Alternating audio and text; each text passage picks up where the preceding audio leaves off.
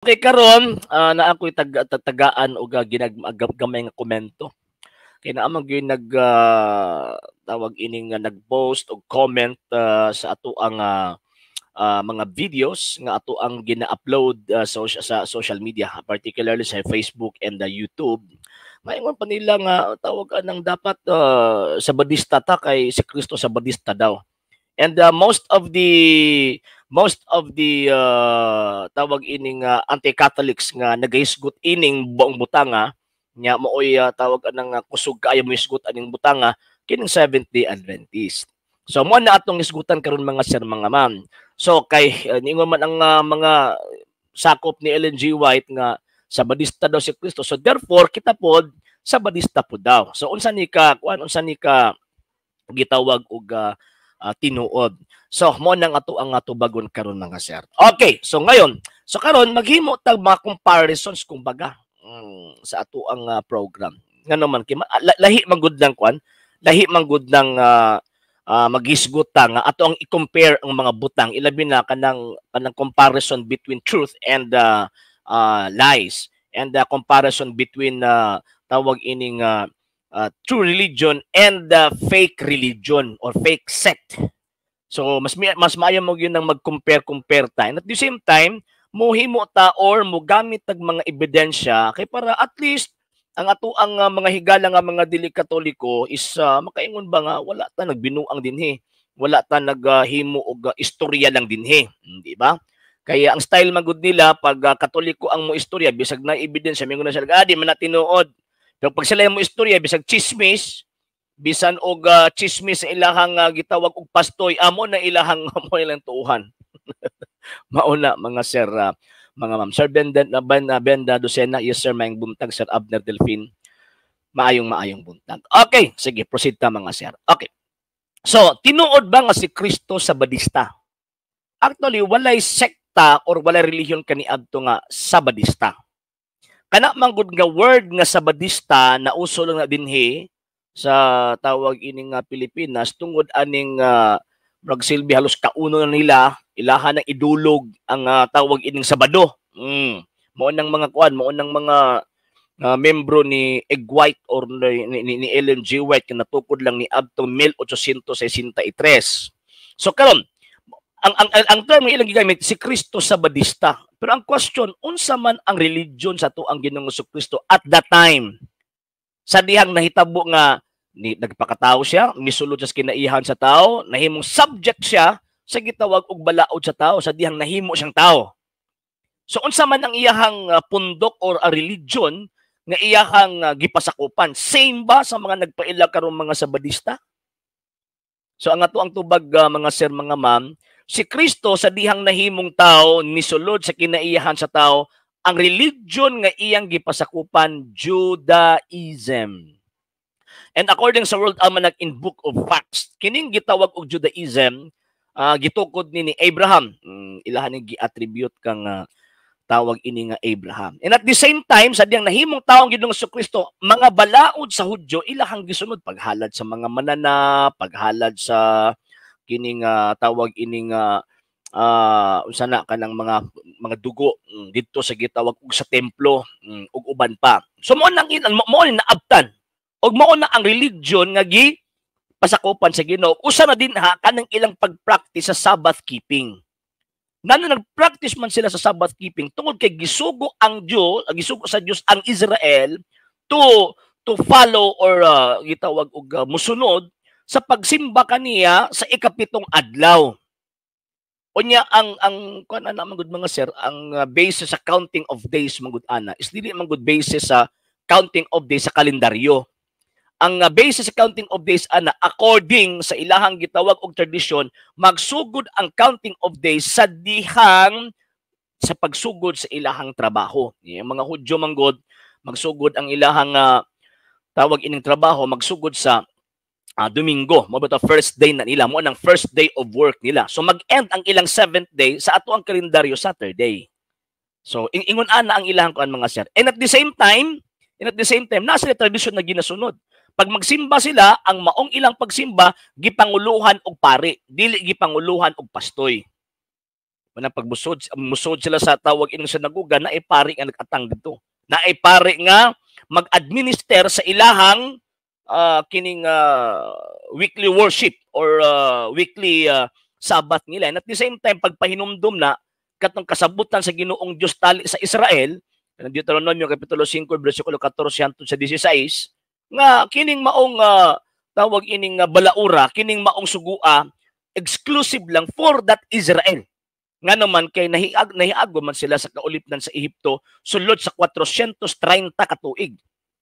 So kana ang sa Ginoong Jesucristo. And at the same time, sa dihang ang Kristo nagtukod og iyang kaugalingong iglesia, siya mismo ang nibuhat sa perfect Sabbath or perfect rest. In what way? Katong gilubong ang iyang lawas didto sa lubnganan sa adlaw nga Sabado, ika-7th day according sa counting sa mga Hudiyo. Pagka ika-7th day, nagrest ang iyang lawas didto sa lubnganan. Nga wa gyud siya gihimo. So ingon ana ang mahitabo. Then pagkabanhaw nila, pagkabanhaw ni Ginoong Jesucristo, kadtong gitawag og mga apostol, nagsimba kang Kristo. So diha nagsugod ang amendment. Nga naman tungod kay ang Sabbath manggod, ang pasabot ana is ang pagrest sa tawag ining mga buhat kung baga nga simbahon nimo ang Ginoong Dios, gibuhat ni Kristo, nagrest pud siya. And at the same time gibuhat pud niya ang kabubuton sa Dios nga pagluwa sa tao. So after the tawag ining iyahang gitrabaho ang kaluwasan, so pagkasabado ni pahuway siya dito sa lubnganan. So after ana pagkabanhaw niya mao tong proclamation sa mga Kristiyanong Katoliko nga isimbaho na nga to ang Ginoong Jesucristo. Muna from that time ang mga apostol ang ilahang official day of worship according sa history, according sa tawag ining apostolic tradition, first day of the week sila nagakatigom. O ba tayo na St. Ignatius, kung tinuod tang Kristiyano, dili na ta may tabo kining tawag anang musunod sa Sabat according to St. Ignatius, Bishop of Antioch. And St. Ignatius, estudyante na siya ni St. John the Evangelist. Nga pagkahuman, pagka 2nd century si St. Justin de Martir. Ingon pa niya nga matag Domingo magtigom dito sa tawag aning usa ka balay niya magtigom sila niya maghimo sa katapusang panihapon. Mao na. And according to general tawag ining naisa ka general nga gisugo ni sa emperador, kung wala ko masayop si Emperor Trajan, gisugo niya nga pag-investigate aning mga Kristiyano. So ingon niya every tawag ining Dies Domini magtigom ning mga Kristiyano. Nya pagkahuman ang ilahang himuon is naa sila gitawag sakramento, naa sila mga holy signs. O nya ang ilahang tawag ining gisunod kadtong kabubuton sa Ginoo nga dili magbuhat og dautan. Mao nang gi-report ni kalimutan ko sa tawag ining iyahang name General basa-basa na ay tawag ining kalimutan ko sa iyang name. So ingon ana. So 1st century, 2nd century, sa muta pagka 3rd century nga free na ang mga Kristiyano pinaagi ni Emperor Constantino. So after on that, so kining maong worship sa Sunday nag-origin ni sa mga apostol kadtong unang community nga gitukod sa ato ang Ginoong Jesucristo. So mao na si Kristo Sabadista sa dihang nasakop siya sa Judaismo, dili sa Seventh-day Adventist, dili. Nga naman kay ang Seventh-day Adventist manggod mga sir kay ang iyahang tawag ining classification sa Christian denomination, Protestant manggod siya. Even ang ilahang mga libro, di ba? Ang mo sila nga they are Protestants. Si Kristo Protestante ba? Dili oy. Dili, never ka makabasa sa tawag ng kasaysayan nga gi-classify ang religion ni Kristo o si Kristo mismo as Protestant. Protestante. So buti pasabot pag Protestant ang ilang amahan dili is Kristo. Ang ilang amahan or the father of the Protestants si Martin Luther. Si Martin Lutero. So kining mga Sabadista karon, why connection dito sa religion nga gipasakupan ni Ginoong Jesucristo? Kung dili kining maong gitawag og Sabadista karon, sulpot jud ni. Mura nag-oko nga resulta sa dalugdog. Mao na sila. Number 2, mga sir, mga ma'am, ang Kristo Sa dihang nahimo siyang Sabbath keeper, sa ilang panahon, ang iyang gisunod, ang Jewish tradition. Mo to ang iyang gisunod. Kining mga Sabbath keeper, nagpaila karon nga Sabbath keeper, ang ilang gisunod, kanang tradisyon na gitudlo sa ilahang founder, nga si Ellen G. White, Joseph Bates, G.N. Andrews, o si tawag ining James White. So, wala koneksyon sa ato ang Ginoong Kristo. Nga naman kay ang Kristo ang iyang gisunod nga tradisyon, katong tradisyon nga gitudlo from Abraham pa mismo. Kining mga Seventh-day Adventist karon nga nagpaila nga Sabbath keeper, ang ilang gisunod nga tradisyon not from Christ or from the Jewish tradition, kung dili ang ilang gisunod kining tradisyon nga gitudlo sa upat ka mga Amerikano nga na-impluwensyahan sa usa ka Seventh-day Baptist pastor. So, but pasabot ang ilang gisunod human tradition. Dili divine teaching. Ano man kina-adapt man gud ang kuan, na-adapt man gud ang tawag ini mo bito na-adapt nila ang ngalan. Dili lang ha ako ang tawag ining ukayon ni ako ang documents anos man nakuan ha. Anos nila na-adapt ni kining tawag ining kining seventh day Sabbath. Kinsay nag-influence ani ngadto sa tulo ka mga Amerikano. Ato ang tan-awon ha. Kinsay nag-influence ani kay imposible man na nga nagtawag nagtungod lang sila pagbasa-basa sa Biblia niya pagkahuman ilahang gi-implement ang kuan. Ilahang gi-implement ang seventh day Sabbath niya pagkahuman wala sila insaktong paghatag og balaod kung sa unsang paagiha sundon ang seventh day Sabbath. Okay, niya.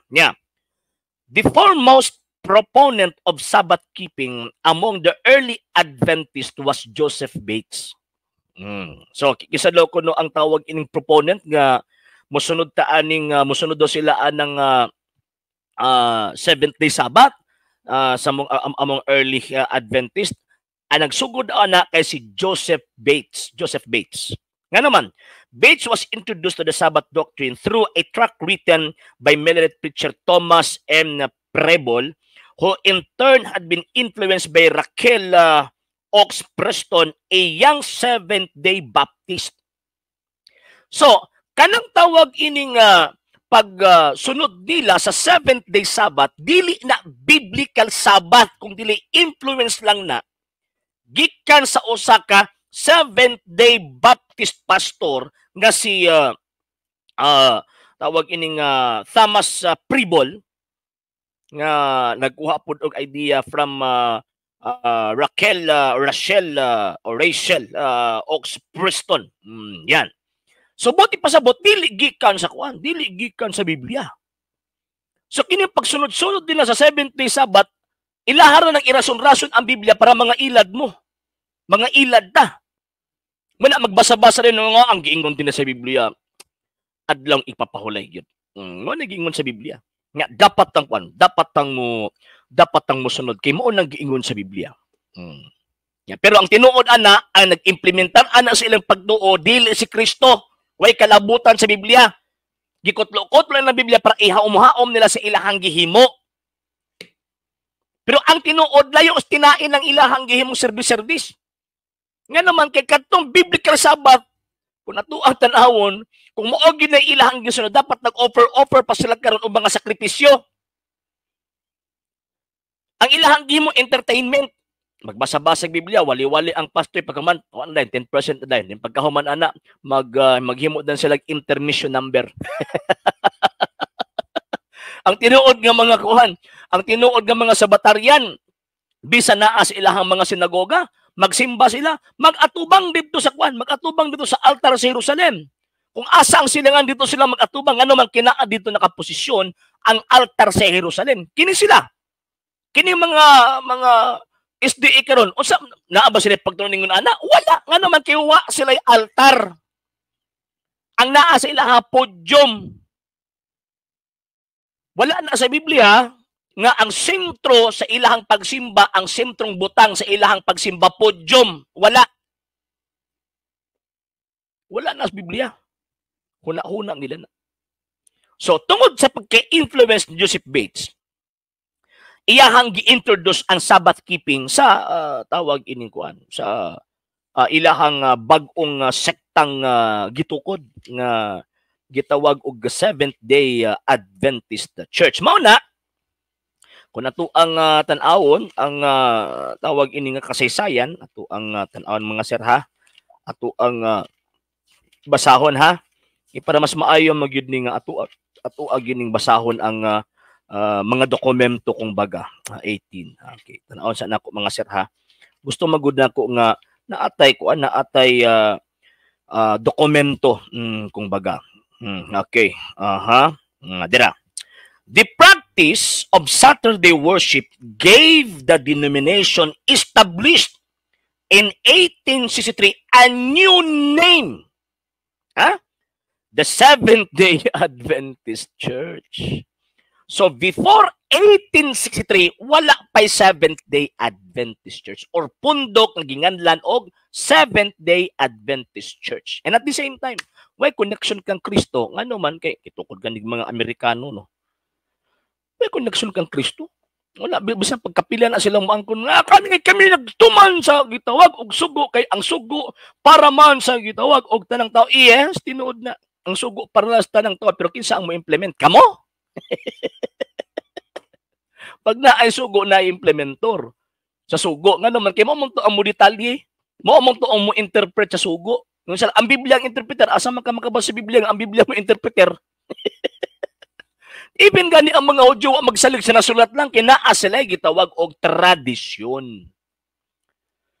So, kini nga tong mga higala nga mga sabadikoy, dili ni kuan, dili ni tawag ining mga butbut ning butbut usa ni sa mga butbut nga mga pundok, wala dita pailad.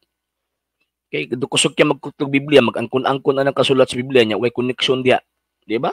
Ilad ba na? Nya pagkahuman kami SDA mi Seventh-day Adventist. Nya pagkahuman mingon din sila nga di mo to kundi mabasa nya ang Seventh-day Adventist di po na mabasa Biblia. Di ba? Ellen G. White di mabasa pero tuo sila. Pag ang Katoliko magtuog mga butang nga ang esensya nakasulat pero ang pangalan wala nakasulat, nung sila di ko matukan na kay mabasa. Bangag.